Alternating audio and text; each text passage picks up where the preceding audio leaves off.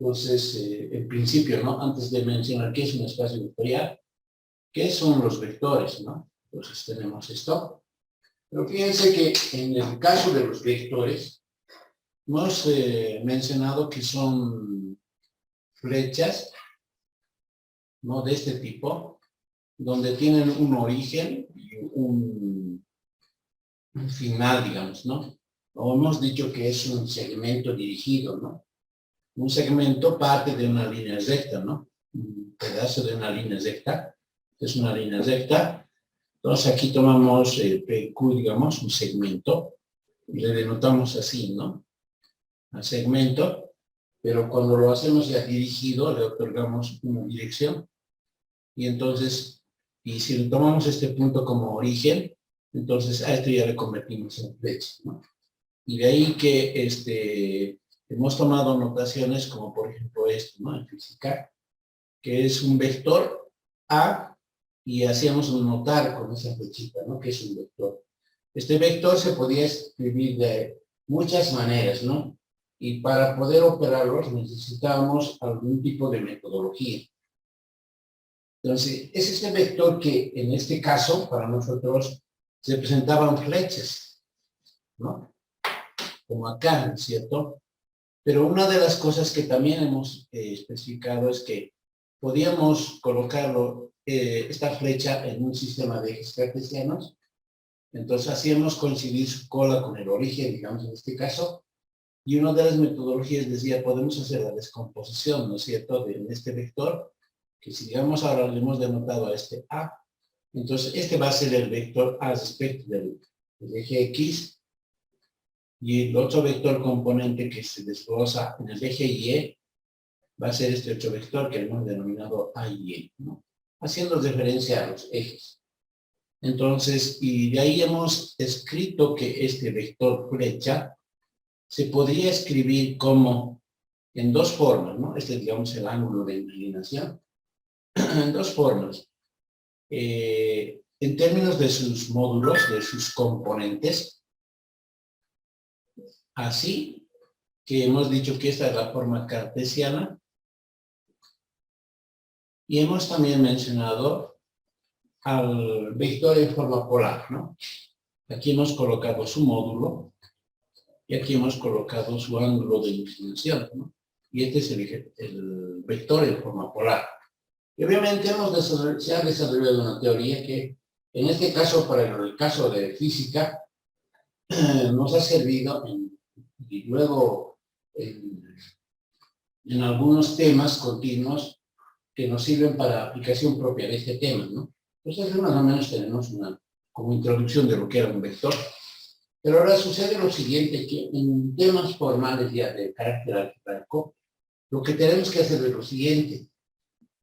Es como más o menos una idea intuitiva, porque obviamente esto hay que formalizarlo, ¿no? Pero nosotros no estamos, digamos, dentro de este tema un tanto abstracto de hacer esa formalización, pero lo que podemos hacer es más o menos esa idea, fíjense. Aquí yo tengo, digamos así, ¿no? Un conjunto de flechas, ¿no? Así, que son para nosotros vectores, ¿no? En todas las direcciones, ¿no? Sí, sí, digamos, ¿no?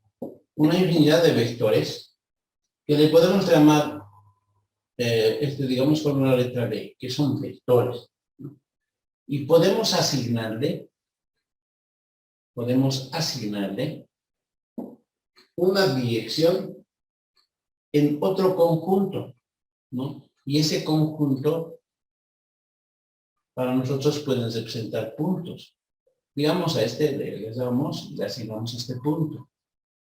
Pero en realidad esa asignación no es más que darle a ese vector flechal lo que hemos hablado nosotros como la escritura en forma cartesiana o la escritura en forma polar. Pero digamos esta fuera la cartesiana. Bueno, no digamos, le asignamos un punto, ¿no? Y así sucesivamente, ¿no? Le asignamos un punto. Y así sucesivamente. Entonces, esta asignación que es una idea intuitiva sobre lo que manejamos flechas antes, ahora manejamos estos puntos, se traduce en lo siguiente, fíjense. Si nosotros agarramos un eje cartesiano, lo diremos así.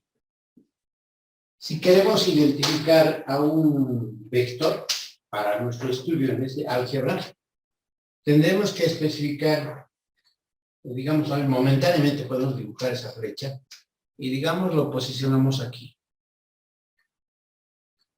¿no? Cosa como que estamos agarrando este conjunto, ¿no? Entonces, sucede que este vector, digamos, en este caso es 3, acá es 3 y acá es 2, sus longitudes, me refiero, ¿no? En efecto, este vector, que le podemos llamar A, digamos, flecha así momentáneamente, entonces va a tener las componentes 3, 2. 3 para X, 2 para Y, ¿no? Digamos así. Pero nosotros, visto este vector flecha que está acá, no es que no convenga, pero para el proceso algebraico no nos va a servir manejar esto, porque nosotros ya no vamos a manejar algo físico.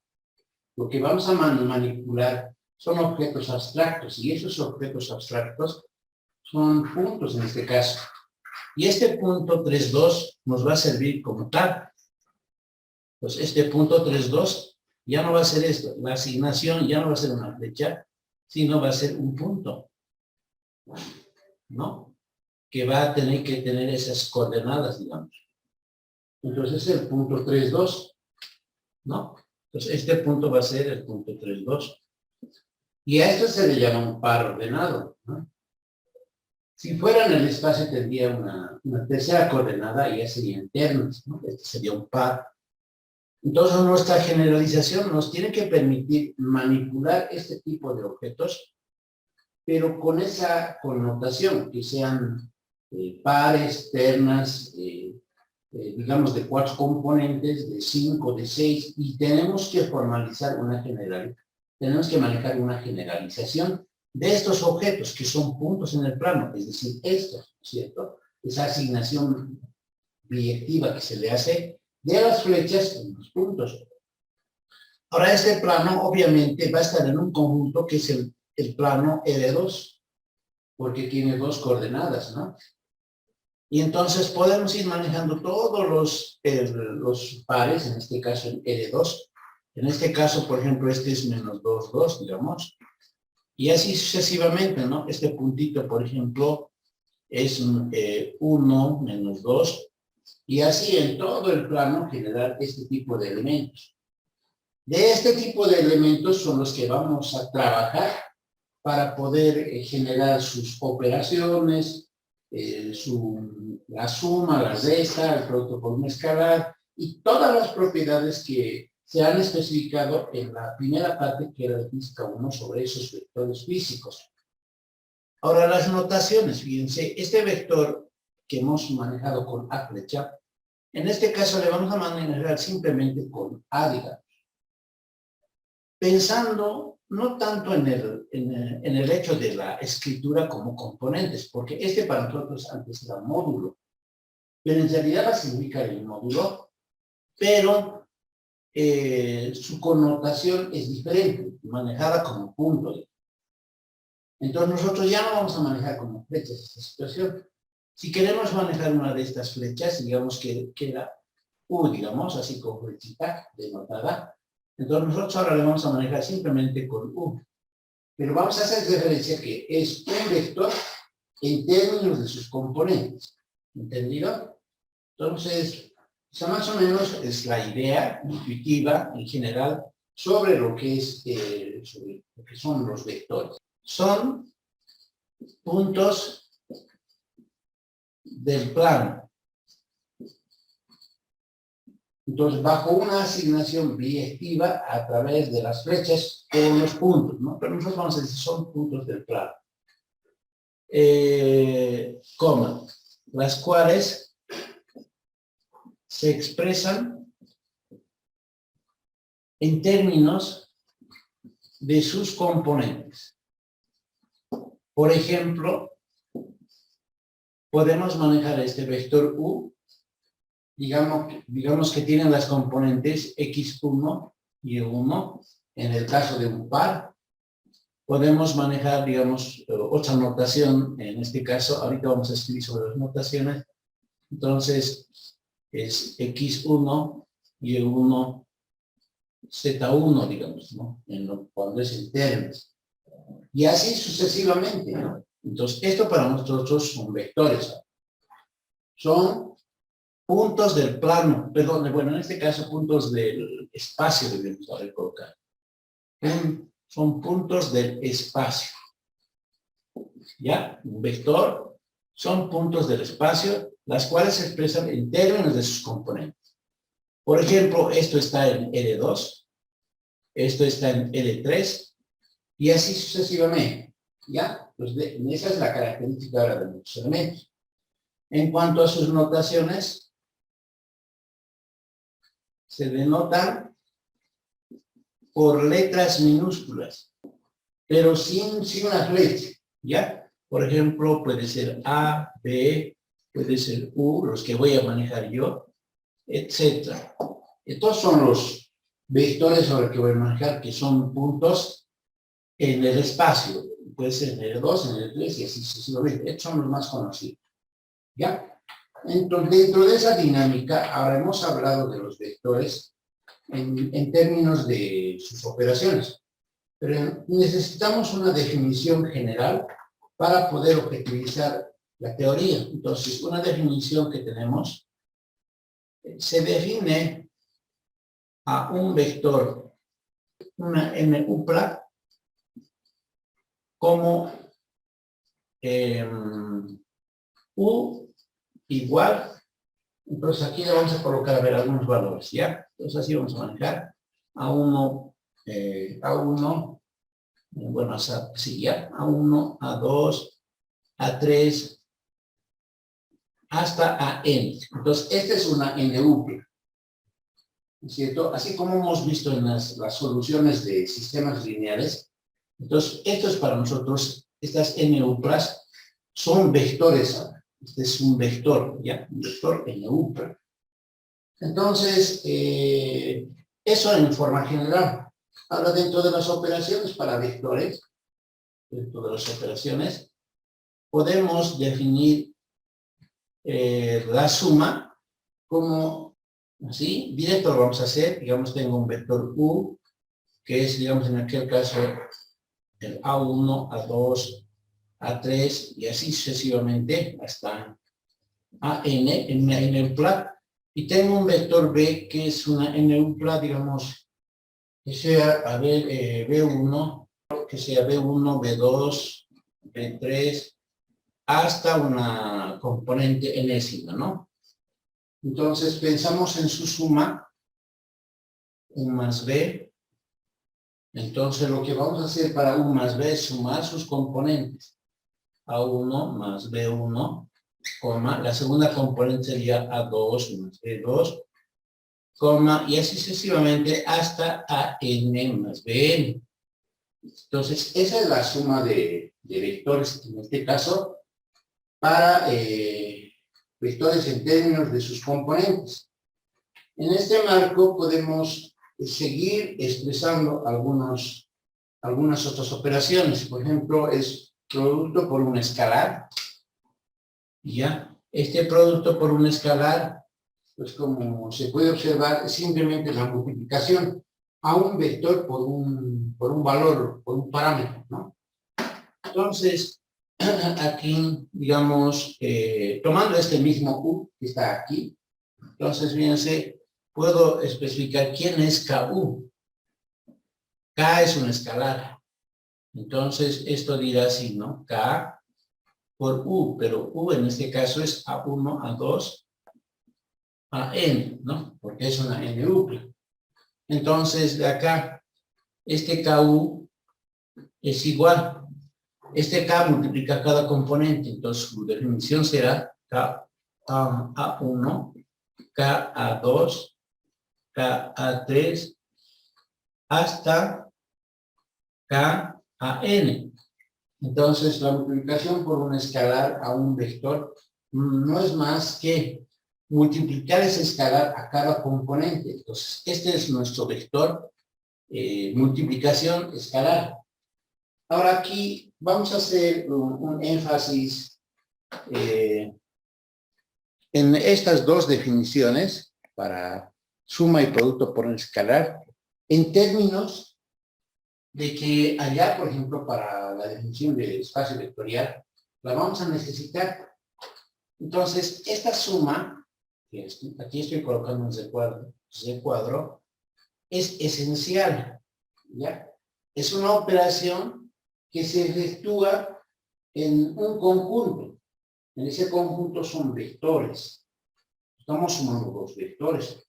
Y aquí lo que estamos multiplicando es un escalar por un vector, ¿no? Ahí se pueden observar esas dos operaciones. Cuando en álgebra se habla de operaciones, esta operación, por ejemplo, que es suma, se la trabaja en términos de, digamos, en términos abstractos, como que tienes aquí el conjunto de vectores. Entonces, aquí adentro tienes varios vectores, V, W, qué sé yo, ¿no? A, B, y así están todos esos vectores, que son puntos del espacio, ¿no? Del espacio en general. Entonces decimos, vamos a efectuar una operación acá que sea de manera interna. Agarramos a este elemento y a este otro elemento, y entonces vamos a operar, decimos. Esa operación se llama suma. Les vamos a operar, decimos. Entonces, si nosotros le operamos, digamos ya así, entre paréntesis, y ya están operados, o sumados si quieren, pero esa suma en ese conjunto permanece teóricamente como elemento del conjunto B. Es decir, esta es una operación interna. Una operación interna que se ha efectuado en el conjunto B de vectores, pero tomando los mismos elementos de ese conjunto, y al sumarles nos dan que este elemento encontrado, que está entre paréntesis, también está dentro del conjunto. Es decir, que internamente pasa que esta operación también permanece en conjunto. A eso se le llama ley interna. O también se le llama clausura interna, se le llama dentro de B. Ahora, en el caso del escalar, ya no es una operación interna, porque el escalar, este K, nosotros vamos a tomar números reales en el carácter ya particular. Tomamos un K, pero en este caso externo a B, porque aquí no hay Ks. Acá todos son vectores. En cambio, aquí el K es un parámetro, es un escalar, como decimos, ¿no? Entonces, ¿qué hacemos? Agarramos ese escalar, pero lo vamos a operar con uno de estos elementos. Entonces, agarramos el escalar y digamos con el vector U, incluso así entre paréntesis, fíjense, y decimos K por U también es vector, como aquí hemos visto, ¿no? Simplemente se multiplica. Al multiplicarle a un vector, siendo K, digamos, mayor que 1, el vector se dilata en los mismos, ¿cierto? Se vuelve más grande. Si está entre 0 y 1, se contrae, se vuelve más pequeño. Y si es negativo, este K, entonces vamos a obtener vectores opuestos. Entonces, este en realidad es un vector, pero esta operación KU, que también está en B, se llama ley externa, porque la gente que está actuando en este caso es externo. O también se llama clausura externa. Entonces, esa dinámica, podemos hablar de una resta, por ejemplo. Vector opuesto. ¿Qué es un vector opuesto? Entonces, fíjense que si U es el vector A1, A2, A3, hasta AN, entonces, menos U, que es su opuesto, fíjense, va a ser simplemente menos A1 menos A2 menos A3 hasta menos AN. Su justificación se traduce simplemente del hecho de que es la multiplicación por un escalar. ¿Cómo? Pues, diríamos así, ¿no? Este menos U, de manera formal, se puede definir como el escalar menos 1 multiplicado a U. Entonces, esta es una relación justificada a través de una propiedad para este tema que tiene que ver con vectores. Si nosotros multiplicamos menos 1 a U, a este vector, entonces hemos dicho que ese escalar K va multiplicando a cada uno de sus elementos, ¿no es cierto? Aquí en mi escalar K es menos 1. Entonces, si yo multiplico a U, entonces va a aparecer menos 1 por A1, menos 1 por A2, menos 1 por A3, y así sucesivamente. Pero al multiplicar menos 1 por A1, obviamente, como este es un valor ya, un valor fijo, entonces no le afecta el paréntesis, le anotamos menos A1, ¿no? Es por eso que este vector opuesto es este valor. Simplemente están cambiando por signo. Nuestro U, digamos, en el plano fuera 2 menos 4, digamos, este punto en el plano, en este caso. Entonces, su vector opuesto, obviamente, será menos 2 más 4, ¿no? Ese es su vector opuesto. Entonces, en este caso, el vector opuesto es esto. ¿Cómo podríamos, en todo caso, ya, en toda esta dinámica, restar vectores? ¿No? Resta de vectores. Acá está definida la suma, ¿no? Tengo U y B, pero lo que necesitamos ahora es hallar quién es U menos B. Entonces, U menos B, que es la resta, entonces diremos que va a estar definido como el vector U más el opuesto de B. En realidad es esta resta. Formalmente y algebraicamente, esta es su definición. Es decir, nosotros deberíamos de encontrar el vector opuesto B, que será, en este caso, fíjense, es B1, B2, B3, pero menos B sería menos B1, menos B2, sucesivamente. Entonces, nosotros tendríamos que sumar ese vector U, que tiene estos componentes, con las componentes del vector menos B, que sería en ese caso, bueno, acá mismo lo podemos anotar, este menos B, digamos así con ojito, entonces sería aquí menos, menos, menos y menos hasta el final, ¿no? Entonces, dice sumar al vector U con el opuesto de B, que sería este, ¿no? Y en todo caso, si nosotros sumamos, bueno, acá mismo lo podemos generalizar. El vector U es A1, A2, bueno, hasta ahí nomás, a ver, AN, y luego va a ser más, pero el vector opuesto de B, pero hemos dicho todos son con menos, ¿no? Entonces este va a ser menos B1, menos B2, y así sucesivamente hasta menos Bn. Es decir, y aquí tendríamos que U menos B, en general, entonces va a ser sumando con la primera componente, ¿no? Va a ser A1 más menos B1. Queremos ser bien estrictos, ¿no? Pero obviamente al multiplicar estos signos me va a dar A1 menos B1. En el otro caso me va a dar A2 menos B2. Y así sucesivamente hasta AN menos BN. Y esa sería nuestra resta. Entonces, sumar vectores aquí con otros ejemplitos es bastante simple, ¿no? Si le damos valores, por ejemplo, en cierto contexto, entonces no vamos a tener mayor problema, ¿no? En ese sentido, ¿ya? Ahora, dentro de esta dinámica de hablar de todo esto, estos conjuntos que hemos visualizado como flechas o como puntos en el plano, ya en nuestro caso, determinan algunas propiedades. Y esas propiedades vamos a recordar algunas que hemos avanzado. Por ejemplo, fíjense, bueno, podemos colocar título, propiedades dos propiedades, ¿no? Aparte de este vector opuesto y esta, son como una especie de aplicaciones. Ahí está, ¿ya? ¿Cuáles son esas propiedades? Es B más U, que es la ley conmutativa. Ahorita notamos. Luego podríamos escribir la ley asociativa. Más B más B doble es U más B más B doble, ¿no? Propiedad asociativa. Podemos aplicar la existencia del neutro. Bueno, acá no hemos hablado del neutro, ¿no? Acá, por ejemplo, se puede hablar del neutro, ¿no? El neutro tendría que ser en este caso el vector cero. No hemos especificado, ¿no?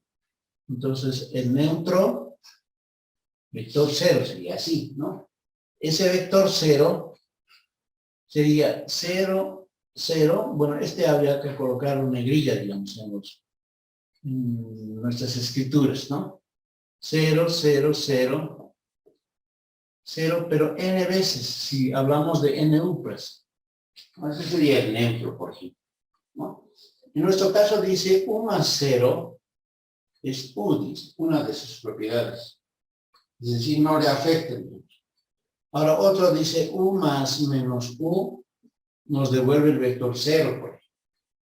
Entonces, a este le llamamos, cuando se reciben los nombres de, no, esta es una propiedad, no lo vamos a especificar, estamos recordando. Hasta aquí tengo 4, a ver si anotamos ahorita algo más. Entonces, esta sería la conmutativa, esta sería la asociativa, esta sería existencia del neutro, existencia de opuestos en este caso, pero otra palabra que se usa es inverso. Entonces, esas son las propiedades hasta el momento. Luego tenemos algunas más, las vamos a especificar. Digamos acá mismo.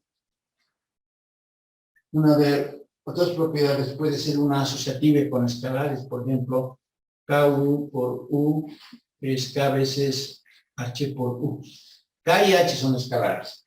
Acá sería asociatividad con escalares, por ejemplo, ¿no? Luego podríamos escribir una otra propiedad K por U más B, dos vectores. Esto se puede distribuir KU más KB. Y esto se llamaría la distributividad, ¿no? Entonces, y una más que podríamos escribir, que dice que el escalar 1 por el vector U me devuelve el vector U, por ejemplo, ¿no? Entonces, podemos ir colocándoles nombres, ¿no? Este, por ejemplo, puede ser una asociatividad con escalares, esta es una distributividad. De un escalar con vectores, ¿no? Esto, digamos, sería un elemento distinguido. Entonces, el tamaño de un vector. Y a en el álgebra se le llama norma. Norma o módulo. Pero a ver, nosotros para acordarnos, escribimos así. En matemáticas, el término norma es más general. Nosotros no estamos analizando algo matemático en esos caracteres, en los términos de carácter abstracto, pero podemos manejar, ¿no? Mayormente vamos a manejar módulo, pero módulo vectorial en este caso, ¿no? Entonces, ¿cómo estaba definido el módulo, por ejemplo, de un vector U, digamos? Si este vector U es, digamos, bueno, en este caso estaríamos tomando, a ver, N U+, digamos, A1, A2, A3, hasta AN, entonces, la norma, en este caso U, así, ¿ya? Anotado de esa manera.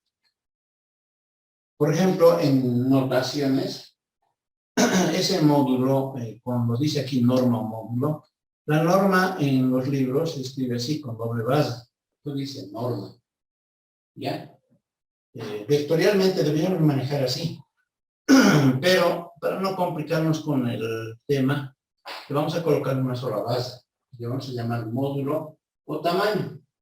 Ese módulo o tamaño de este vector ahora que es puntual va a ser igual a la raíz cuadrada de A1 al cuadrado más A2 al cuadrado más, y así sucesivamente hasta la última componente que es a sub n, y eso tiene que ser elevado al cuadrado. Y ese es el tamaño del vector, o norma de un vector. Sería bastante operativo, ¿no? Bastante práctico. Por ejemplo, si U fuera, digamos, a ver, una terna, ¿ya? Menos 2, 1, 4, digamos. Sí. Entonces, ¿cuál es la norma de este vector? La norma de U, entonces, será la raíz cuadrada, ¿no? Entonces, cada componente elevado al cuadrado, menos 2 al cuadrado, más 1 al cuadrado, más 4 al cuadrado. 16 más 4 es 20, y aquí me da 1, entonces esto, por ejemplo, es raíz de 21. Por ejemplo, ¿no? Y esta sería su norma.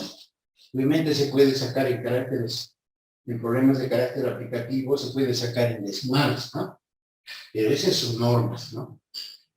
Vectores directores. Fíjense, ¿qué son nuestros vectores directores? Solo vamos a hacer una especificación de manera práctica y recordando, digamos, lo que eran los vectores componentes unitarios en física, y en este caso van a ser nuestros vectores canónicos o vectores estándar, también que decir en ese nombre. Por ejemplo, nuestro vector I en el plano era el 1, 0, ¿no? Y el vector J era el 0, 1. Así eran nuestros vectores, ¿no es cierto? Pero ahora fíjense, nuestros vectores directores, así como en estos, los mencionaremos en forma operativa así. En R2 le vamos a llamar los vectores directores E1 igual a 1, 0 y E2 igual al vector 0, 1. Estos son nuestros vectores directores en R2. En este álgebra que estamos avanzando ahora. En R3, entonces, E1, por acá, ¿no? 1, 0, 0, E2, 0, 1, 0, E3, 0, 0, 1. ¿Ya? Eso es en cuanto a los vectores en L2 y en L3. En Ln, su escritura sería bastante larga, ¿no? Pero a ver, intentemos. En general, en Ln sería así. Entonces, llamaríamos a uno de los vectores E1 hasta el último que sería 0, pero de n componentes, porque estamos en Rn. El E2, los otros con ceros, ¿no? Entonces, este 1 no se va muy bien. Y el último sería el E sub n, sería 0, 0, 0, hasta 1. 1 sería el último. Y esos serían los vectores directores para la n-upra, por ejemplo. ¿Ya? ¿Para qué nos sirve? Son como vectores, digamos, base en los ejes. Por ejemplo, en L2, entonces fíjense, sería así, ¿no? Digamos, este es el plano en L2. Esto es L2. Este vector 1, 0, bueno, digamos aquí 1 y aquí 1. Entonces, este sería el vector E1, que sería como componentes 1, 0. Y este sería el vector como componente E2, 0, 1. ¿No? Entonces, obviamente no podíamos dibujar sus redes porque estamos con puntos en el plano. Entonces, estos serían objetivamente esos puntos. Lo propio podríamos hacer con aquel y así sucesivamente, ¿no? Esos son los vectores directores, ¿ya? Entonces, ese producto escalar, si nosotros teníamos, a ver, vamos a hacer en N3, ¿ya? Vamos a hacer lo práctico esta parte. No es que no vamos a avanzar, pero a ver, lo recordaremos. Digamos, si teníamos el vector A1, A2 y A3, y el vector B es B1, B2, B3, entonces el producto escalar, en este caso, en los textos, ya lo maneja con un círculo, digamos, más claro, digamos. En física hemos manejado el producto punto. Un punto dibujamos, pues decimos, este es el producto punto, decimos, ¿no es cierto? Tenía una fórmula incluso con cosenos, ¿no? pero también tenía una fórmula en términos de sus componentes. Entonces, a nosotros lo que nos interesa en términos de sus componentes. Entonces, multiplicamos A1 con B1, le sumamos al producto de A2 con las segundas componentes, quiero decir, y la multiplicación de las terceras componentes. Por ejemplo, esto sucede en L3. En L2 será lo propio, ¿no? Con tres componentes. Entonces, fíjense, dice lo siguiente. Espacio vectorial, y tenemos una definición. Dice, sobre el conjunto de elementos de B. Ahora, este conjunto B está denotado a propósito en el sentido de que vamos a trabajar con vectores. Esos vectores que hemos analizado en esta primera parte. Entonces, está haciendo más o menos una situación intuitiva en que vamos a tratar con vectores. Tenemos elementos de B y este conjunto B es no vacío. No vacío quiere decir que por lo menos tiene un elemento. Puede tener 2, 3 y sucesivamente, ¿no? Entonces dice, este conjunto B, en este conjunto B, dice, sobre este conjunto B, se constituyen las operaciones. Bueno, aquí debemos hacer más específico. Dos operaciones, fíjense. Adición y producto por un escalar. ¿Ya? Entonces, fíjense, ahí está remarcado. Entonces voy a volver a marcar, fíjense. Adición y producto por un escalar. Está doble marcado, ¿no? Esa adición es la que hemos manejado hace un momento. U más B y K por 1, ¿no? Dos operaciones. A esta la hemos llamado, como les decía, interna. Y esta era externa. Pero le hemos llamado leyes internas dentro de ese conjunto, ¿no? ¿Se recuerdan? Aquí estaba, digamos, nuestro B. Aquí teníamos U, B, W. Y hemos dicho, si nosotros internamente sumamos U más B, entonces también está en B, hemos dicho, ¿no es cierto? Entonces, esa operación se llama ley interna. Eso estamos considerando. Adición de vectores, porque aquellos son vectores, digamos. Y producto por un escalar, pero con vectores, ¿no es cierto? Entonces le hemos llamado ley externa. ¿Estamos? Entonces, en ese dictado, eso se entiende, dice, sobre ese conjunto se constituyen operaciones de adición y producto por un escalar, entre vectores, ¿no? Luego diremos, dice, que B, aquel conjunto, es un espacio vectorial si se cumple lo siguiente. Aquí hay 10 cosas. Y aquí hemos tomado elementos U, B y W que están en ese conjunto y K y H son escalares. Esos escalares siempre van a ser números reales. ¿Ya?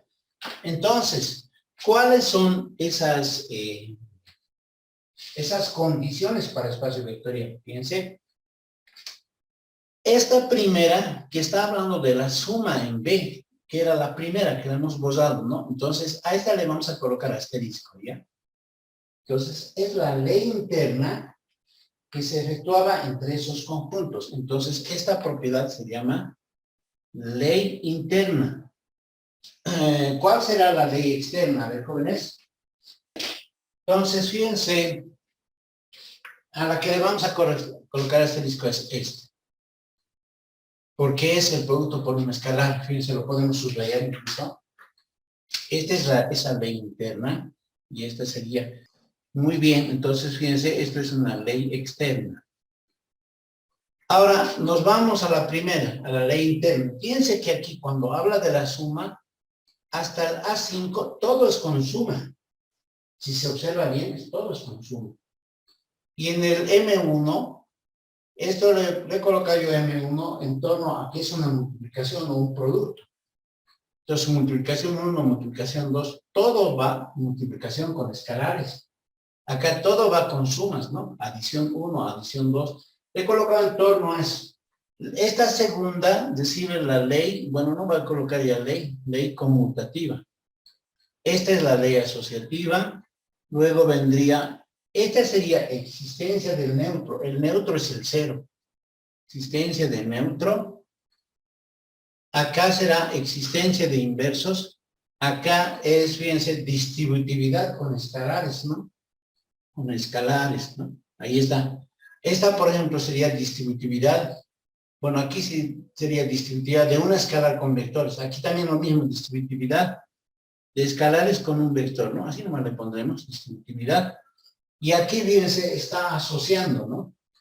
Entonces, esta es asociatividad con escalares. Y la última sería un elemento distinguido, ¿no? El 1 es un elemento distinguido. Ya, entonces nuevamente un repaso. Este conjunto B no vacío, que está constituido por dos operaciones, adición y producto por un escalar. Entonces luego vamos a decir que ese conjunto B va a ser espacio vectorial si cumple esas 10 condiciones. La primera, en este caso, y la sexta, que es A1 y M1, son la base para generar todo esto. La adición, que es esta primera, casi estas dos que están con asterisco no la vamos a probar, simplemente la vamos a hacer mención en nuestros ejercicios. En efecto, cumple, vamos a decir. ¿Ya? Y como vamos a ver un ejemplo. Y luego están las otras propiedades en cada uno. Para que sea espacio vectorial, 10 cosas debe cumplir.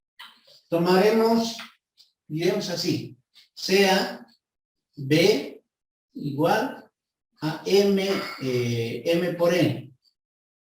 Bueno, así diremos. Estas son matrices de M por N. En forma general, ¿ya? M por N, son matrices de tamaño M por N. Pero diremos así. Luego, B, pues es decir, solamente para que nos demos cuenta más. Este M, que es matrices de M, es un espacio vectorial. Espacio, sí voy a notar, ¿ya? Es un espacio vectorial. Estoy afirmando que este es espacio vectorial. Entonces diré, fíjense, en efecto, ¿por qué será? La pregunta es un espacio vectorial. Porque seguramente tiene que cumplir aquellas 10 condiciones. ¿Cuál es el primer asterisco? Digamos el A1. Entonces en el A1 dice, tienes que tomar dos vectores en B, dice, en ese conjunto que está diciendo allá. Tendría que tomar de aquí dos matrices, de acá, ¿no? Entonces puedo decir A y B en M por N. Es decir, estas dos matrices son de tamaño M por N. Entonces diré, A más B también es una matriz de M por N, ¿no? Eso diría la primera. Pero obviamente, fíjense que nosotros tendríamos que hacer un desarrollo extenso, ¿no? Por ejemplo, si ustedes manejan entonces tendrían que generar, bueno, ¿cómo haríamos? Digamos, esta matriz A sería A11, A12 y así hasta A1N y así hasta AM1, AM2, hasta AMN, ¿no? Este es M por N. Y luego tendríamos que generar la matriz B, digamos. Sería B11, B12 y así, B1N, BM1, BM2, hasta BMN. Entonces, esta matriz es M por N. Esas dos matrices son M por N. Entonces, su suma está en M por N, dice, ¿no? Entonces, tendríamos que sumar A más B. ¿No es cierto? Y al sumar A más B va a ser suma de matrices, suma de componentes. A11 más B11, A12 más B12 y así sucesivamente hasta A1N más B1N. Y aquí abajo sería AM1 más BM1 y sucesivamente hasta AMM más BMN.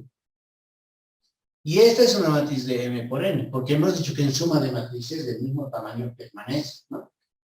Pero esta matriz que aquí hemos encontrado, en efecto es una matriz de M por N. Entonces cumple, ¿no? Cumple la primera condición que exige aquello. Luego la segunda dice, tiene que ser conmutativa, dice, el A2. Y nosotros aquí ya no vamos a demostrar nada, ¿no es cierto? Porque este B más A incluso lo hemos hecho como tarea, ¿no? Las propiedades para matrices, para ganarnos algún puntaje hemos hecho, ¿se acuerdan? Estamos diciendo que sumar A más B es lo mismo que sumar B más A. Entonces, esto también cumple. Luego me voy a la siguiente, A3. Aquellas notaciones son en forma general para vectores. Aquí estoy manejando matrices. Entonces, el A3 dirá A más B más C, pensando en lo que dice allá la asociativa, ¿es lo mismo que A más B más C, así escrito? Sí, en efecto, porque era una de las propiedades de matrices, ¿no? Entonces, y luego allá habla del neutro y de inversos. Entonces, ¿quién era el neutro en nuestras matrices? Era la matriz nula, ¿no? El A4, por ejemplo, es A más 0, es 0 más A, así con un gocito lo hemos dibujado, ¿no ve? Entonces, esto es A. Entonces, existe el neutro. Ahora, de los inversos, hemos dicho A más menos A es lo mismo que el neutro, así nomás le correcto, ¿no? Cumple, hemos dicho. Nuestro asterisco M1, el M1 sería así, ¿no? Tomamos una escalar y tomamos una matriz de M por N. Entonces decimos K por A es una matriz de M por N, obviamente porque si multiplicas a una matriz por este escalar, entonces el escalar va a multiplicar a cada elemento de la matriz, pero va a ser una matriz de M por N, se va a cumplir también, ¿no? El M2, bueno, allá está, ¿no? Decía K, pero como aquí son matrices, será K más AB. Entonces, digo, ¿puedo distribuir? Sí, porque este tema ya lo estudié, que era operaciones con matrices, con escalares, con matrices ya lo estudié, entonces esto también cumple. Y el M2, el M3, entonces dice aquello, ¿no? K más H por A está también dentro de las propiedades, entonces así estaba escrito, entonces esto cumple. El M4, entonces va a ser en este caso la asociatividad para matrices, era K por HA, cumple, y finalmente el M5, 1 por la matriz A como escalar es la matriz A y cumple. Es decir que en este sentido, este conjunto es espacio vectorial, ¿no? Porque cumple las 10 condiciones. Veamos uno más. Como espacio vectorial, digamos fíjense, le vamos a poner una especie de gótica, ¿ya? Entonces vamos a decir polinomios de grado 2.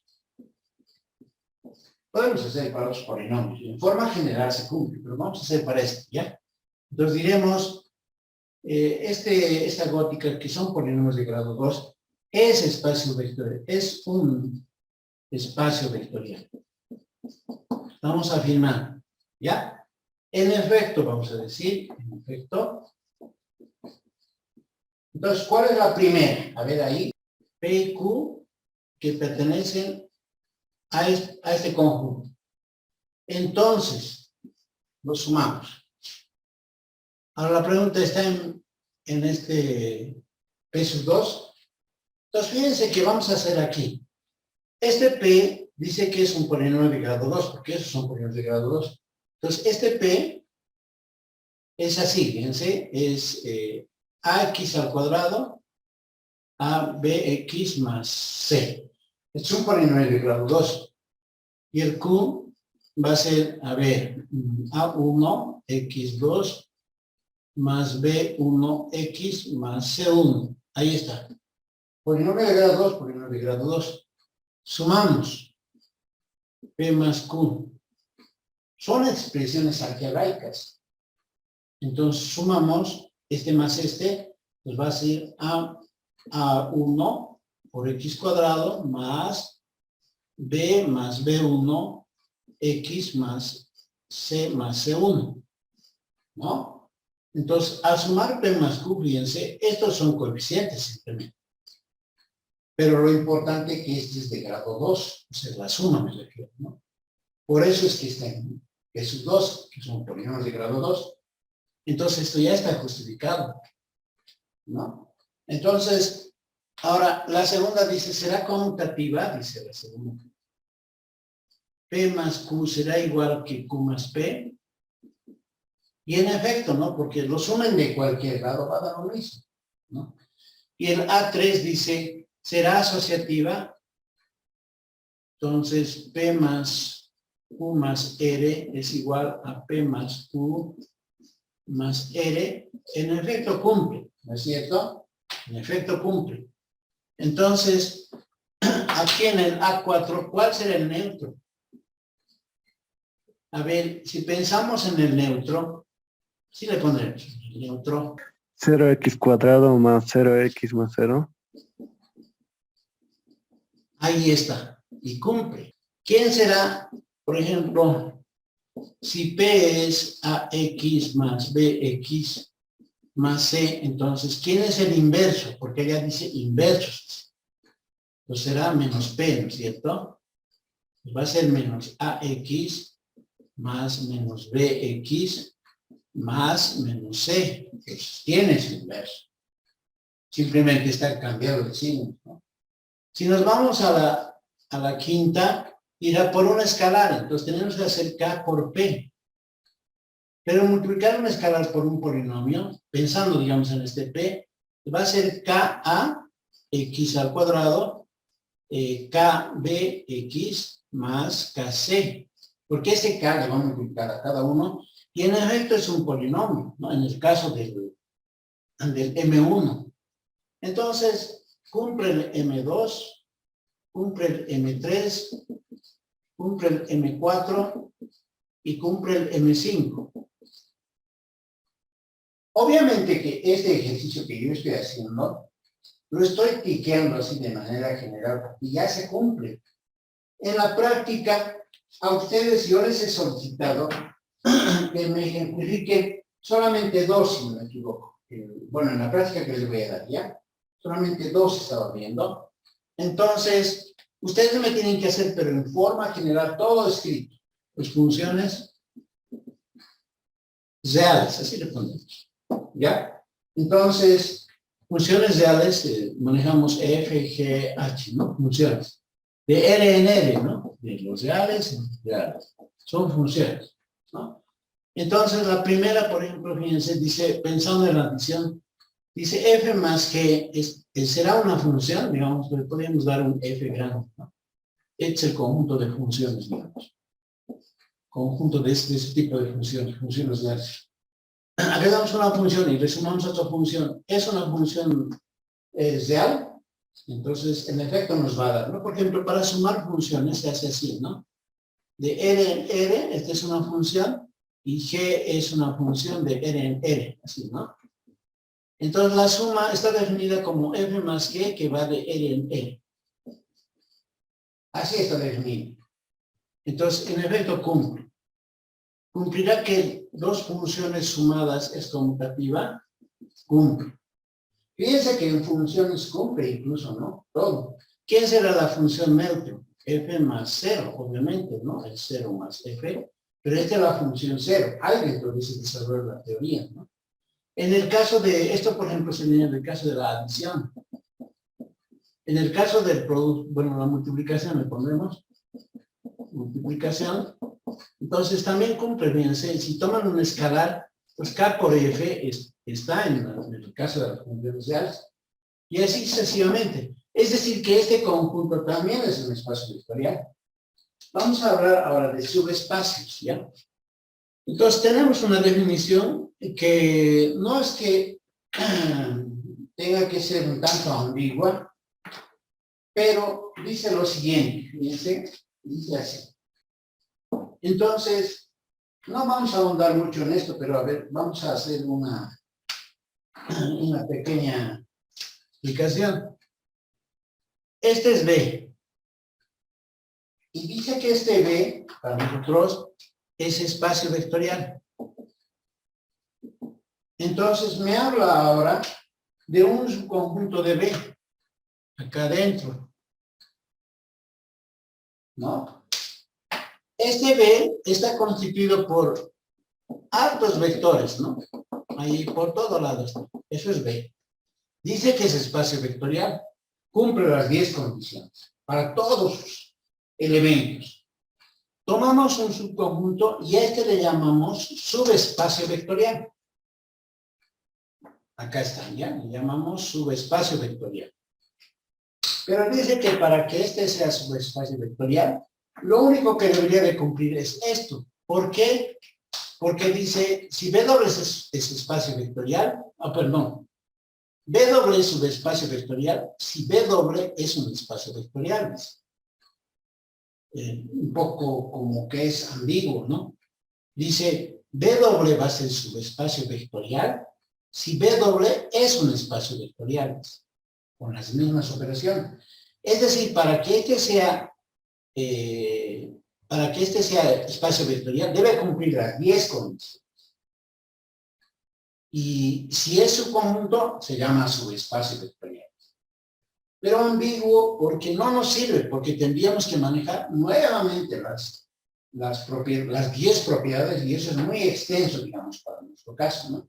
Lo que aquí nos interesa es buscar una forma más óptima de manejar estos subespacios vectoriales. Y eso se traduce en el siguiente teorema.